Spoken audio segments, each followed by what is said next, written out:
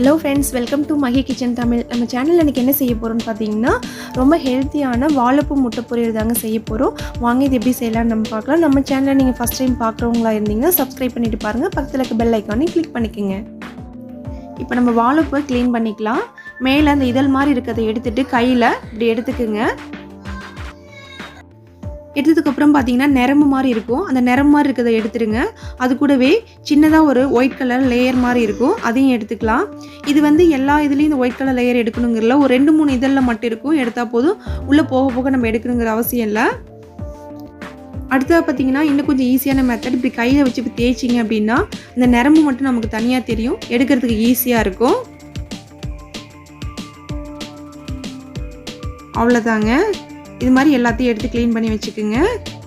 Clean பண்ணதுக்கு அப்புறம் நம்ம கட் பண்ணிக்கலாம். இது மாதிரி சின்ன சின்ன பீஸா கட் பண்ணிக்கோங்க. இப்போ எல்லாத்தையும் கட் பண்ணி தண்ணியில சேர்த்தாச்சு. அது கூடவே கொஞ்சமா உப்பு, மஞ்சத்தூள் சேர்த்து இப்போ நம்ம வேக வச்சுக்கலாம். இது ஒரு 7 நிமிஷம் அல்லது 8 நிமிஷத்துக்குள்ள வெந்துடும்.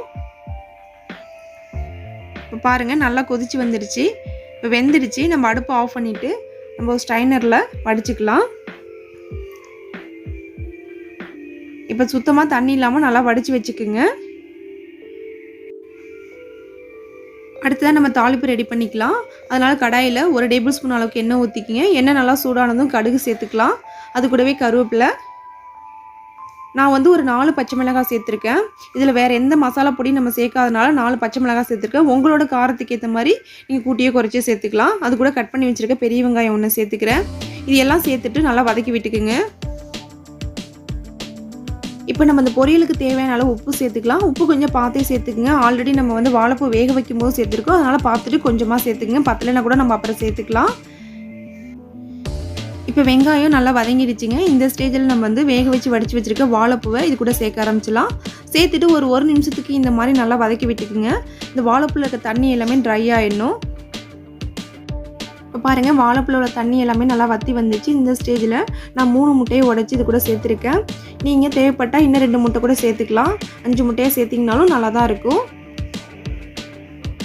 இப்போ சேர்த்ததுக்கப்புறம் நல்லா அந்த வாழைப்பூவோட மிக்ஸ் பண்ணி விட்டுக்குங்க.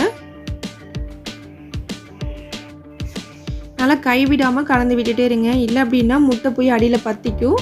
அதனால் நல்லா கைவிடாமல் நல்லா மிக்ஸ் பண்ணி விட்டுட்டே இருங்க. முட்டை நல்லா சுருண்டு வரணும். அந்தளவுக்கு நல்லா குக் ஆகணும். வாழைப்பூல லைட்டாக ஒரு துவர்ப்பு சுவை இருக்க மாதிரி இருக்கும். இந்த மாதிரி செஞ்சு சாப்பிட்டு பாருங்கள். அந்த துவர்ப்பு சுவையே இருக்காது. இப்போது நம்ம அடுப்பை ஆஃப் பண்ணிடலாம். வாழைப்பூ ரெடி ஆகிடுச்சு. சுவையான வாழைப்பூ முட்டை பொரியல் ரெடி ஆகிடுச்சுங்க. வீட்டில் செஞ்சு பாருங்கள். செஞ்சு பார்த்துட்டு கமெண்ட் பண்ணுங்கள், ஷேர் பண்ணுங்கள், லைக் பண்ணுங்கள். நாங்கள் போகிற ரெசிபி பிடிச்சிருந்துச்சுன்னா மஹி கிச்சன் தமிழுக்கு சப்ஸ்கிரைப் பண்ணிக்கோங்க.